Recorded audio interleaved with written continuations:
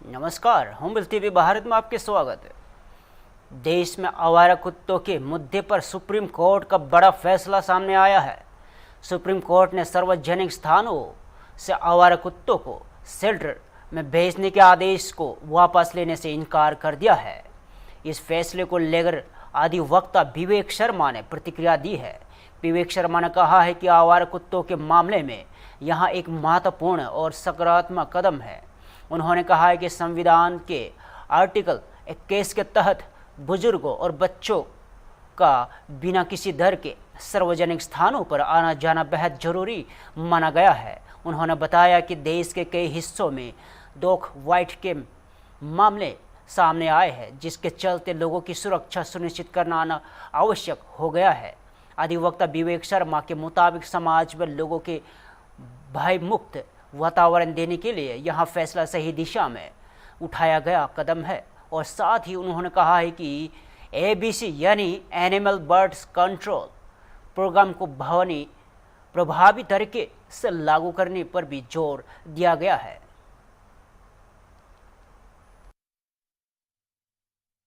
Supreme court ने जो dogs का मैटर था उस पर जो आज स्ट्रे डॉग्स का मैटर है उसमें एक बहुत ही इंपॉर्टेंट जजमेंट आया है, जो न्यायपालिका का एक बहुत ही अच्छा कदम है, बहुत अच्छा जजमेंट है। मेनली जजमेंट को 3 पार्ट्स में बांटा गया है। फर्स्ट जो पार्ट है वो रिगार्डिंग मॉडिफिकेशन, जो एप्लीकेशन थी जजमेंट के रिगार्डिंग, जो पहला था उसके रिगार्डिंग दी हुई थी उसमें है। सेकंड पार्ट में जो SOP है, जो स्टैंडर्ड ऑपरेटिंग प्रोसीजर है, उसके रिगार्डिंग है। और जो थर्ड पार्ट है वो स्पेसिफिकली थोड़ा सा ज्यादा इंपॉर्टेंट कहूंगा, क्योंकि उसमें compliance by states and duties की बात की गई है। मेन बिंदु ये है, तो आर्टिकल 21 के अंतर्गत ये चीज बहुत ही ज्यादा इंपॉर्टेंट मानी गई है कि जो लोग हैं, जो बच्चे हैं, बूढ़े हैं, बुजुर्ग हैं, उन सबको एक राइट टू लाइफ है, और वो एक बहुत ही इंपॉर्टेंट है ताकि वो बिना किसी फियर के सोसाइटी में, समाज में कहीं भी आ जा सके, चाहे वो एयरपोर्ट्स हो, स्कूल्स हो, कॉलेज हो, सड़कें हो, रोड हो, पब्लिक प्लेसेज हो। तो एक तो ये है कि जो स्टेट गवर्नमेंट्स है और यूटीज हैं, जो पिछले ऑर्डर्स थे कोर्ट के, उनको भी, और जो आज का ऑर्डर है उसका जो कॉम्प्लायंस है उसे इंश्योर करेंगी। और साथ में आज के जजमेंट में एक इम्पोर्टेंट चीज और है, जो म्युनिसिपल अथॉरिटीज के ऑफिसर्स हैं और जो उनके कर्मचारी हैं, उन्हें एक प्रोटेक्शन की बात भी की गई है कि अगर वो अपनी ड्यूटीज को परफॉर्म करते हैं, जो डॉग बाइट के केसेस को स्टॉप करने के लिए जो ABC प्रोग्राम है उसे इम्प्लीमेंट करने के लिए, या जो भी और मेजर्स है उन्हें इम्प्लीमेंट करने के लिए, तो उनके खिलाफ कोई भी क्रिमिनल FIR या कोई भी क्रिमिनल केस वगैरह नहीं होगा। मतलब जिसे हम कहते हैं कि एक सामान्य प्रक्रिया के तहत। और बाकी जो आज के जजमेंट की कॉपी है वो जब पूरी अपलोड हो जाएगी तो उसके बाद आपको डिटेल्ड बिंदु हम बताएं। का जो प्रॉब्लम है उसको कोर्ट ने कैसे रिकॉग्नाइज किया है और क्या आदेश अथॉरिटीज को? हाँ, मैं आपको बताऊं, मैंने आपको स्टार्टिंग में ही बताया कि आर्टिकल 21 के अंतर्गत जो राइट टू लाइफ है उसे एक इम्पोर्टेंट फंडामेंटल राइट मानते हुए ये चीज इंश्योर करने की कोशिश की गई है, जिसमें आज के जजमेंट में आप लोगों ने सुना भी होगा कि देश के अलग अलग हिस्सों में ये बताया गया कि कहाँ कितने डॉग बाइट के केसेज हुए हैं। इवन पिछले साल में भी कई लाख केसेज डॉग बाइट के हुए हैं, और इस साल भी आप अलग अलग डिस्ट्रिक्ट में जाएंगे तो कई डिस्ट्रिक्ट में थाउजेंड्स ऑफ केसेज हैं, हंड्रेड्स ऑफ केसेज हैं डॉग बाइट के।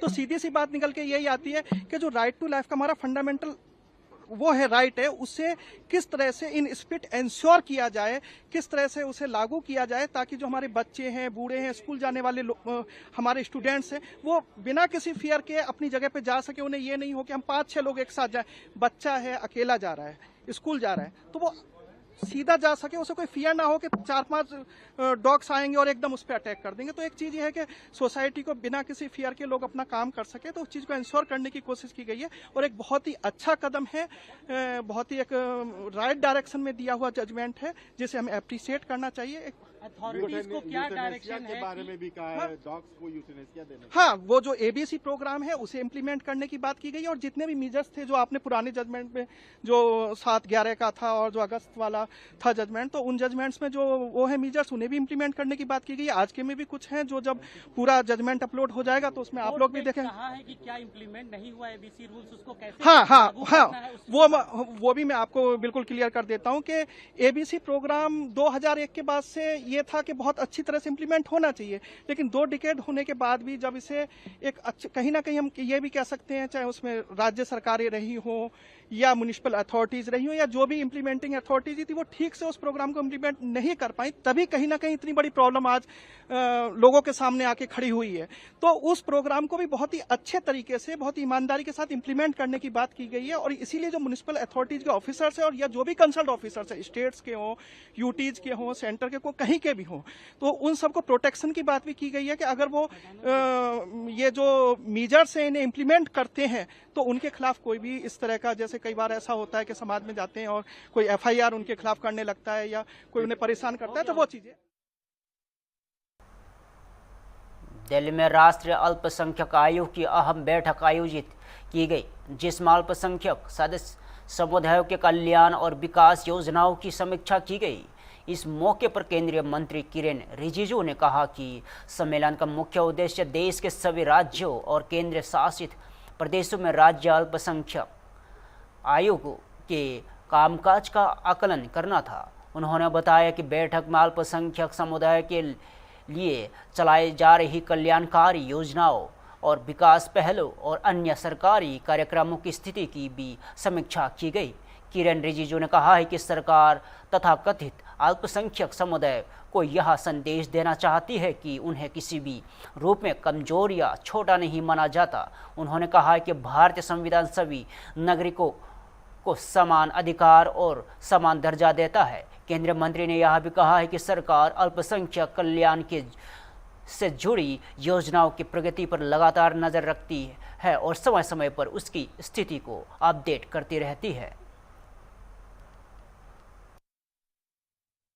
आयोग की इतनी बड़ी बैठक हुई है सर, लेकिन जो एक बड़ा सवाल सर ये है, कई लोगों ने यहाँ क्या किस लिए मकसद क्या था इस पूरी बैठक?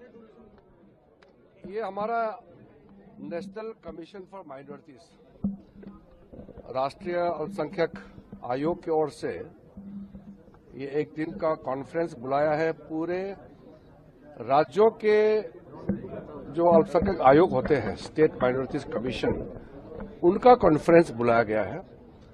और मैं खुद, हमारे राज्य मंत्री और कुछ स्टेट से मंत्रीगण भी आए हैं। इसमें मुख्य रूप से हर एक स्टेट और यूनियन टेरिटरीज में स्टेट माइनॉरिटी कमीशन का फंक्शनिंग को लेकर के और जो माइनॉरिटी कम्युनिटीज का वेलफेयर स्कीम्स, डेवलपमेंट और बाकी जो कार्यक्रम है उसका आकलन करने के लिए बुलाया गया है। और मैं खुश हूं कि इतने अच्छे से लोगों ने पार्टिसिपेट किए हैं। मुख्य मुद्दा ये है कि हमारा देश में जो सो कॉल्ड माइनॉरिटीज है, जो 6 अल्पसंख्यक समुदाय है, इनको हम संदेश देना चाहते हैं कि हमारा देश में माइनॉरिटी कम्युनिटी को माइनॉरिटी कहते जरूर है, लेकिन माइनॉरिटी करके इसको किसी तरीके से कमजोर या छोटा नहीं मानते हैं। संविधान ने सबको बराबर दर्जा दिया गया है, इसलिए हिंदुस्तान के अंदर में हर एक माइनॉरिटी कम्युनिटी, चाहे सबसे बड़ा माइनॉरिटी कम्युनिटी, सबसे ज्यादा जनसंख्या मुसलमानों का है, सबसे छोटा पारसी है, लेकिन कोई छोटा बड़ा किसी एक को उसका कम्युनिटी का साइज के हिसाब से हिंदुस्तान में ट्रीट नहीं होता है। सबको संविधान और कानून के तहत बराबर। आपने बहुत इंपॉर्टेंट बात कही। आपने कहा जिस तरीके से एक बार रोड बन जाती है तो बार बार उसके रिपेयर की जरूरत पड़ती है, ठीक उसी तरीके से माइनॉरिटीज के लिए कायदे, नियम, कानून बनते हैं, लेकिन हमें उनकी बेहतरी के लिए लगातार काम करना पड़ेगा। हम लोग अपडेट करते रहेंगे, इसलिए जो माइनॉरिटी वेलफेयर के लिए जो स्कीम्स चलते हैं उसका भी हम अपडेट करते रहते हैं। और राज्य सरकारों से हम आग्रह भी करते हैं कि माइनॉरिटी वेलफेयर के लिए जो स्कीम्स भेजते हैं वो हमारे मंत्रालय के साथ तालमेल करके जल्दी भेजें, और जो क्वेरीज हम भेजते हैं उसका तुरंत करें। कभी कभी स्टेट गवर्नमेंट सोचते हैं कि हमने स्कीम भेज दिया है, लेकिन स्कीम्स को एक प्रक्रिया के तहत भेजना होता है। उसका जो स्पष्टीकरण, जानकारी जब हम मांगते हैं तो वो तुरंत दे दे ताकि हम काम जल्दी कर सकें। लेकिन मुख्य बात यह है कि भारत सरकार का, मोदी जी के नेतृत्व में हर एक स्कीम सबके लिए होता है। मोदी जी का कोई भी स्कीम पूरा हिंदुस्तानियों के लिए, भारतीयों के लिए है। इसके बावजूद भी अल्पसंख्यक समुदाय के लिए कहा, अगर इंटरवेंशन का जरूरत पड़े तो हम उसको भी करते हैं। सर आपने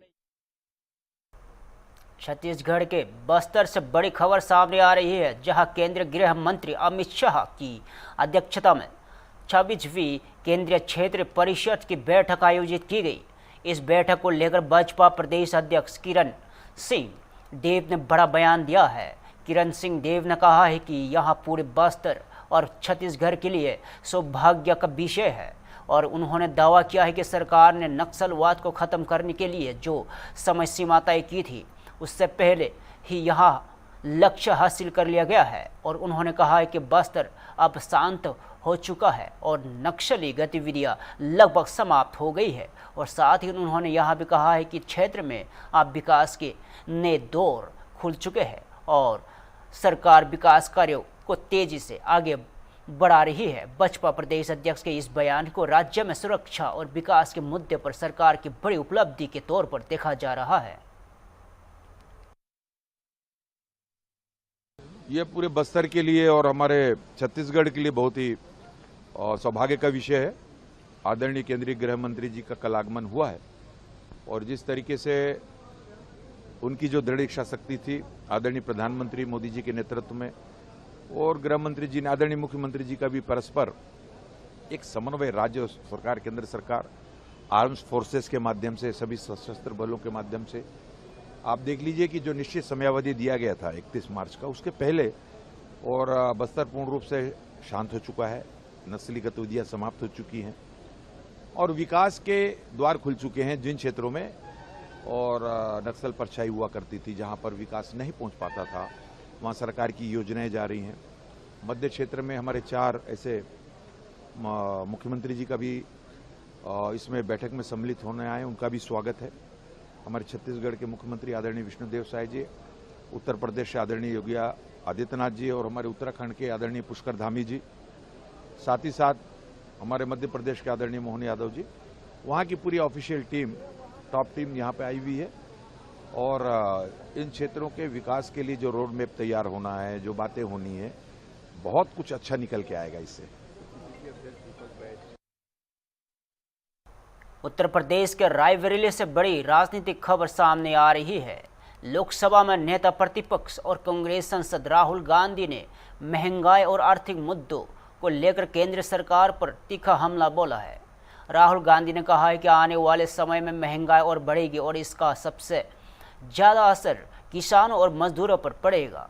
उन्होंने आरोप लगाया कि पिछले 12 वर्षों की नीतियों का दर्द बड़े उद्योगपतियों को नहीं बल्कि आम जनता को भुगताना पड़ेगा। और कांग्रेस सांसद ने प्रधानमंत्री नरेंद्र मोदी से अपील करते हुए कहा है कि अब सरकार को तुरंत कार्रवाई शुरू करनी चाहिए ताकि महंगाई पर नियंत्रण पाया जा सके और आम लोगों को राहत मिल सके। और राहुल गांधी के इस बयान के बाद महंगाई और आर्थिक नीतियों को लेकर राजनीतिक बहस और तेज हो गई है।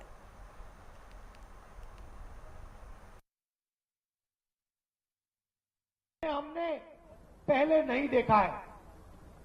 महंगाई बढ़ेगी, आसमान की ओर जाएगी, पेट्रोल का दाम, डीजल का दाम आसमान की ओर जाएगा।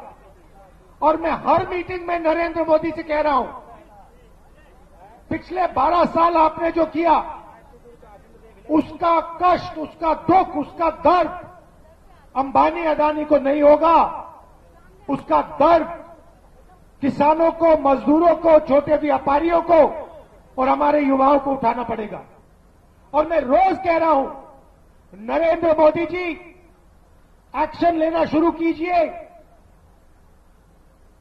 किसानों की मदद, उनकी रक्षा, छोटे व्यापारियों की रक्षा, युवाओं की रक्षा करना शुरू कीजिए, नहीं तो देश को जबरदस्त नुकसान आने वाला है। नरेंद्र मोदी उधर देखते हैं, उधर देखते हैं, नहीं करते हैं। इसीलिए मैं हर भाषण में कह रहा हूं कि आज नरेंद्र मोदी को एकदम एक्शन लेना शुरू कर देना चाहिए। आज भी अंबानी हिंदुस्तान का तेल विपक्ष में बेच रहा है। हजारों करोड़ रुपए का तेल अंबानी बाहर बेच रहा है, नरेंद्र मोदी उसे रोक नहीं रहा है। दुख की बात है कि नुकसान आपको होने वाला है। हिंदुस्तान का बेरोजगार युवा, ये सब नष्ट हो जाएंगे। और मैं दोहराता रहता हूं, नरेंद्र मोदी उल्टी सीधी बातें करते हैं। देश के किसान से कहते हैं, देश के मजदूर से कहते हैं, देश के छोटे व्यापारियों से कहते हैं इलेक्ट्रिक गाड़ी खरीदो। अरे भाई, यहां पे भोजन नहीं मिल रहा, रोजगार नहीं मिल रहा, और पता नहीं कौन सा सपना देख रहे प्रधानमंत्री, देश को कह रहे हैं इलेक्ट्रिक गाड़ी खरीदो।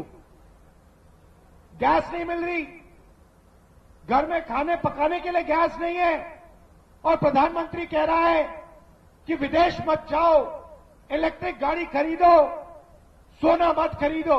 ये पता नहीं कौन सी दुनिया में रह रहा है, पता नहीं कहां, कौन से दुनिया में है ये, पता नहीं क्या क्या करता रहता है। अच्छा, इसका कंट्रोल, रिमोट कंट्रोल अमेरिका के हाथ में है। आपने देखा होगा डोनाल्ड ट्रंप का भाषण, आपने देखा होगा, कहता है भैया इसके करियर को 2 मिनट में मैं खत्म कर दूंगा। उधर एप्स्टीन की फाइल बंद पड़ी हुई है। नरेंद्र मोदी 24 घंटे विदेश जाता है अपने आप को बचाने के लिए, कभी अमेरिका से बचने की कोशिश करता है, कभी नॉर्वे जाता है, हाथ जोड़ता है कि भैया मुझे माफ कर दो, एप्स्टीन फाइल मत खोलो, अदानी जी पर केस है उसको बंद करो। पता नहीं आपको मालूम नहीं मालूम, मगर हिंदुस्तान यूएस डील उसने की, सारा का सारा हिंदुस्तान से छिनवाकर अमेरिका को दिलवा दिया। और आप देखना, लिख के ले लो, आने वाले समय में अमेरिका में जो अदानी का केस था उसको बाहर फेंकने जा रहे हैं। क्यों?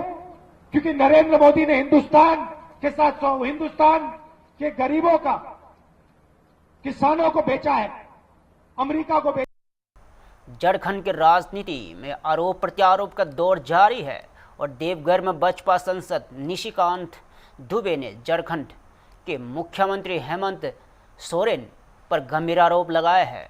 निशिकांत दुबे ने कहा है कि वर्ष 2020 के बाद से गोड्डा लोकसभा क्षेत्र से जुड़ी कोई भी महत्वपूर्ण फाइल राज्य सरकार द्वारा मंजूर नहीं की गई। उन्होंने आरोप लगाया कि कई बड़ी परियोजनाएं जमीन आवंटन के अभाव पर अटकी हुई है। और बसपा सांसद ने कहा कि पूर्व राष्ट्रपति प्रणब मुखर्जी द्वारा शिलान्यास किए गए ESIC हॉस्पिटल को 7 साल बाद भी जमीन नहीं मिल सकी है। इसके अलावा 200 बेड के Ayush hospital, ultra mega power plant, DRDO और ब्रह्मोस जैसी परियोजनाओं के लिए भी राज्य सरकार जमीन उपलब्ध नहीं करा रही है। उन्होंने दावा किया है कि झारखंड सरकार 1 एकड़ जमीन के लिए 60 एकड़ रुपए तक की मांग कर रही है, जिससे विकास योजनाएं प्रभावित हो रही है। और निशिकांत दुबे ने यह भी आरोप लगाया कि सरकार ने गोड्डा पाकुड़ रेल लाइन और चित्र बसु कीनाथ रेल लाइन परियोजनाओं के लिए वित्तीय सहायता भी वापस ले ली है।